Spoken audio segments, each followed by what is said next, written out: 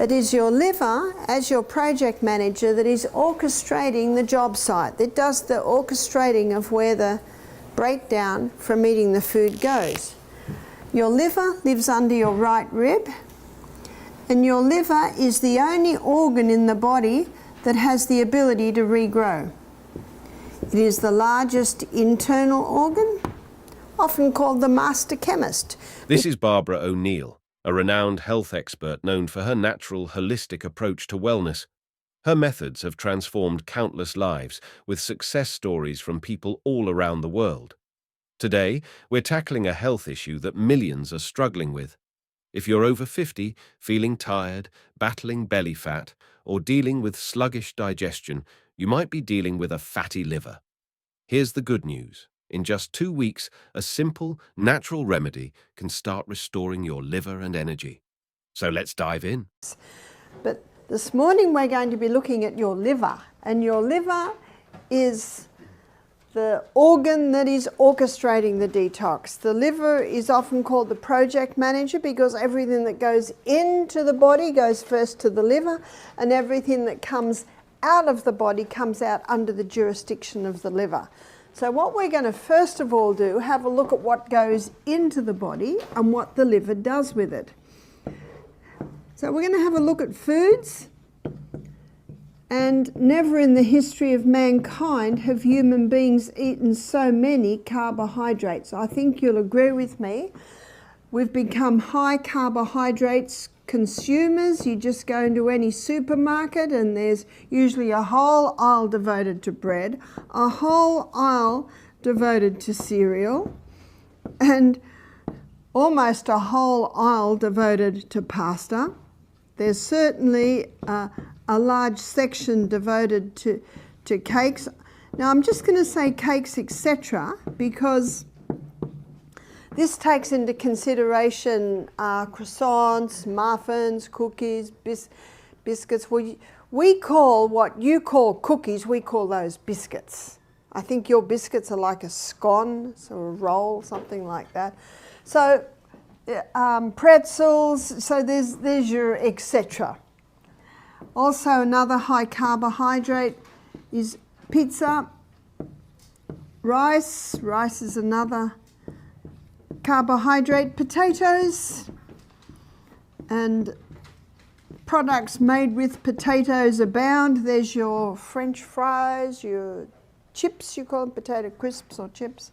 And then last and certainly least in nutritive value is the pure crystallized acid extracted from the sugarcane plant. Would you agree with me?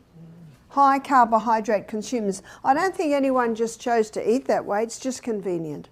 And we're such a fast society that it's just grab, eat. But if you live on the farm, this is not fast food. All this has to be made. What's the fast food down on the farm? Fruits and vegetables. That's your best fast food shop, is your fruit and vegetable shop. All of these foods in the gastrointestinal tract break down to a singular structure called glucose. And glucose gets absorbed out of the gut into the blood, goes on the M1 main highway, portal vein straight to the liver. And then the liver determines what happens to that glucose. And the first place it goes is to the cell. So the glucose goes into the cell under the action of insulin. It goes through a 20-step pathway. And that 20-step pathway gives us 2 units of energy. The end result of the 20-step pathway is a chemical form of glucose called pyruvate. And pyruvate is the chemical form of glucose that gets fed into what's often called the powerhouse of the cell, because this 8-step pathway delivers to us 36 units of energy. What a difference. The liver is our body's detox powerhouse, filtering everything we eat or drink, but today's diets are pushing it to its breaking point. Supermarkets are packed with carb-heavy staples like bread, pasta, and sugary snacks, flooding the liver with glucose and forcing it to store excess fat. The result? A hidden health crisis. non-alcoholic fatty liver disease. Everyday favorites, pizza, chips, even rice, overwhelm the liver, drowning it in fat rather than supporting detox. In contrast, fruits and veggies give the liver a break, promoting cleansing and fat loss. The solution? It's time to ease up on carb overload and embrace nutrient-dense, whole foods. Our liver can recover, but only if we act now. Every choice matters. You see, on this high carbohydrate diet, the poor old pancreas is getting screamed at all day. More insulin, more insulin, more insulin. But on this diet, the pancreas is getting a break and it starts to revive. People with high cholesterol levels came back to normal. And what are we told we've got to do if we want to get cholesterol levels down? Stop the meat, butter, cream, cheese, eggs. Am I right? Yeah, and the drug, that's true. The cholesterol levels were coming down. Atkins scratched his head. His cancer patients were going into remission. Do you remember yesterday? And I do admit I am guilty of information overload, but cancer cells consume 15 times the glucose of any other cell. So when you drastically stop these high glucose foods, the cancer cells can actually self-destruct when they're not getting the glucose they need. What Atkins discovered is that these 3 food groups are the essential food groups. What does essential mean? Body doesn't make, you got to put it in. Fibre is essential because our gut needs to be swept every day. That's what fibre does. Essential because it's in the fibre part of the food that you'll often get a concentration of your nutrients. Did you know that the highest concentration of nutrients in the potato is just under the skin? And when you peel your potatoes, you lose that. We're very thankful to Jamie Oliver, who got people to leave the skins on their potatoes. On a high-carb diet, the pancreas is constantly pressured to produce more insulin until it's utterly exhausted. But when we reduce those glucose-heavy foods, the pancreas finally gets a break and starts to heal. For those struggling with high cholesterol, the results are remarkable. Levels drop without avoiding butter, cream, or eggs, foods we've been wrongly taught to fear. The real culprits are the carbs. As cholesterol levels decrease, even cancer patients have reported their tumors shrinking because cancer cells thrive on glucose, consuming 15 times more than normal cells. Cut off their sugar supply and they begin to starve. Essential foods like butter, eggs, and cream don't spike your insulin levels and actually support overall health. Remember, fatty liver thrives on sugar, not healthy fats. Whereas dandelion, lion is the king of the jungle, and I think dandelion is the king of the herbs in the garden, because dandelion is a bitter herb. If you were to bite it and eat it, it's very, very bitter. And you've heard the old saying, sweet to the mouth, bitter to the stomach. Sweet to the mouth, bitter to the stomach. Think of that with sugar. Sugar is sweet to the mouth, but very bitter to the stomach. Whereas your bitter herbs like dandelion, they're bitter to the mouth, but very sweet to the stomach, because it's the bitter herbs that stimulate the liver to release its digestive enzymes, and also the bitterness causes the stomach to release its digestive enzymes too. Dandelion is the liver herb. Your liver is a recoverable organ. It's the only organ in the body that has the ability to regrow or recover. That's why they can do a liver transplant on just a little bit of liver, and the liver will regrow. And I'm so glad that God made the liver a recoverable organ, because some of the things that people are doing to their body, in ignorance, mostly granted, if we didn't have a recoverable organ, some of us wouldn't even live past our 20s. But God, in His great wisdom and mercy, made the liver to be a recoverable organ. And these herbs help stimulate the liver to regrow and to recover. Cancer cannot get a hold on the body if the liver's working in optimum performance. Now, how can we eat this? How can we eat the dandelion? Well, there's a recipe in Europe. A friend of mine went through Europe travelling for a while, and she stayed at some of her relatives because she is German descent. And she said that they make this wonderful hot potato salad. They cook the potatoes and then they chop them up hot into hunks, and then they chop up heaps of dandelion, and then they put lots of olive oil, crushed garlic and salt. Just imagine that.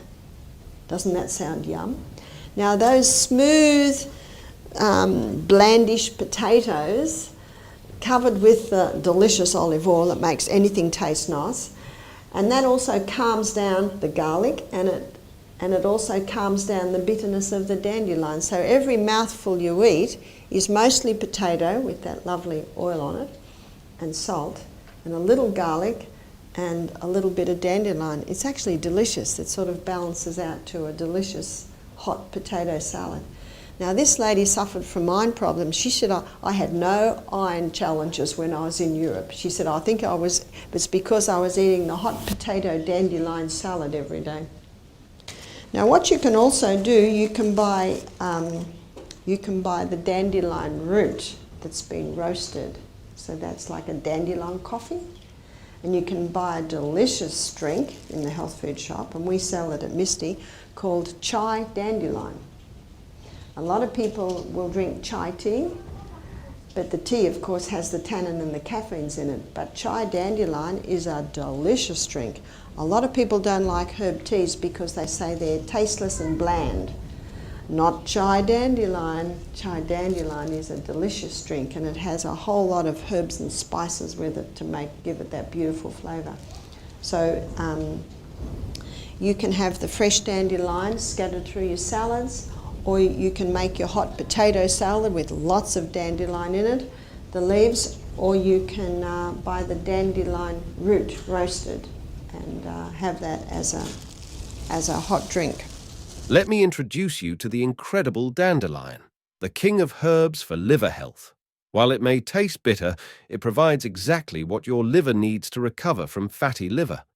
We've been misled to think that sugar-laden foods are beneficial, but they're quietly wreaking havoc on our livers. Dandelion stimulates the liver to release essential digestive enzymes, promoting detoxification and regeneration. Enjoy this powerhouse herb by tossing fresh dandelion leaves into your salads, where their bitterness balances with other greens. Or brew some roasted dandelion root tea, a fantastic liver cleanser that helps break down fats and flush out toxins. So embrace dandelion for better health. And you might be surprised to see that the first alkaline food I'm putting up here is the humble lemon. And you might say, no, the lemon's acid. It is. And it's acid where it should be. There's only one part in the body that should be acid. You know where that is? Stomach. It must be acid. If someone says, I've got a very acid stomach, I say, praise God. Because if you don't have an acid stomach, you can't break your proteins down. How do you know it's acid? Well, it's sore. Well, you shouldn't feel it. I can't feel it. It means you haven't got a thick mucosa lining on the stomach. We're going to look at water tomorrow, and that's made up of water. Maybe it's because you're dehydrated. Remember, you've got to investigate. No, the lemon is acid where it should be. That's why you'll find that most of our salad dressings have lemon in them. But when it is broken down in the gut and the minerals are dispersed and absorbed into the blood and thus to the tissues, it has an alkaline effect. Because the lemon is high in the alkaline minerals, which is sodium and potassium, calcium, magnesium and iron. These are the alkaline minerals, and the lemon is high in the alkaline minerals. Don't you love the lemon? Every home should have a lemon tree. And if you're in a unit, you can have a lemon tree in a pot on your veranda. And one liver herb that many people don't realise it is the lemon. So a great drink in the morning. Remember, you wake up, have your water, have another bit of water, and then when you come near the kitchen, have the kettle boiled and put juice of a lemon in some water with a little bit of boiling water on top, and have a warm lemon drink. Fantastic liver tonic early in the morning. Also, the lemon is an internal alkalizer, so that will do a few things too. One of the most powerful liver herbs that often flies under the radar is the humble lemon. Start your day right with a refreshing lemon drink. After waking up, hydrate with water, then boil the kettle and squeeze half a lemon into a cup of warm water, not boiling. This delightful concoction serves as an amazing liver tonic. Lemons are more than just their tart flavor. They're incredible internal alkalizers that help balance your body's pH, which is vital for liver health. Drinking lemon tea daily provides your liver with the support it needs to recover and function optimally. It's a simple, natural remedy that truly works wonders. Now we're going to have a look at ginger. Ginger can be used internally and ginger can be used externally. Internally, it's an anti-inflammatory, but it's probably mostly known for its anti-nausea effect. If you buy car sickness or seasickness tablets, it's compressed ginger. Now the easiest way I think to have this is to grate it.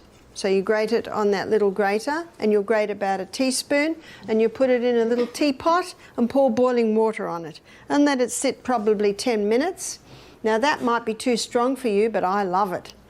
I love it like that. If it's too strong, you just water it down a little bit. If someone's very cold, maybe they've been caught out in the cold or something and it's very hard to warm them up, give them a cup of hot ginger tea and it will warm them up very nicely. So it can be used for nausea, it can be used to warm a person if they're chilled or cold.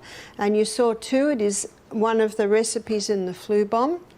I was at a function, it was a health seminar, and in the break everyone went and had their herb teas and there was a girl with a tiny little grater grating ginger.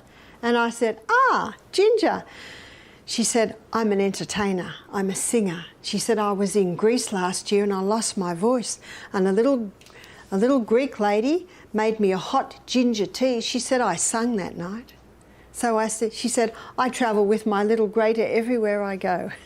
So very nice on a sore throat or hoarse throat. Let's talk about ginger. This amazing root is great for you inside and out, especially known for helping with inflammation and nausea. If you've ever felt car sick or seasick, you might know that the tablets you take are just compressed ginger.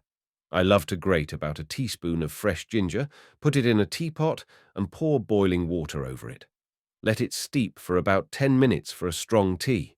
If it's too strong, just add more water to make it milder. Ginger tea is perfect for warming you up, especially if you've been out in the cold. What's really interesting is that ginger also helps the liver, especially for people with fatty liver.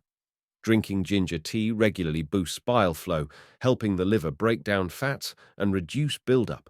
We are all so different. We're all a combination of birth, genetics, experiences, and that's why I believe everyone should be their own doctor. There is another herb that you can take on the inside to get inflammation down, and that's turmeric. Turmeric's a very powerful herb internally to get the inflammation down. How often or how much? So a teaspoon 3 times a day. Sure.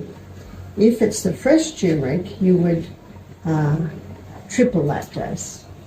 If it's dried, then you bring it back. Turmeric is a powerful anti-inflammatory, essential for those with fatty liver or chronic issues. Take a teaspoon 3 times daily, or 3 if fresh. Curcumin, its active ingredient, targets inflammation and supports heart health, digestion, and liver detox. For turmeric tea, just boil water, add a teaspoon of turmeric and a pinch of black pepper, and let it steep. It's a simple way to boost liver health. And there you have it. A handful of simple, natural remedies that can restore your liver in as little as 2 weeks. Remember, your liver has the power to heal, but it needs your support. If you have any questions or need further advice, please drop them in the comments below. Remember to like this video, subscribe to our channel for more valuable health tips. And as always, stay informed, stay healthy.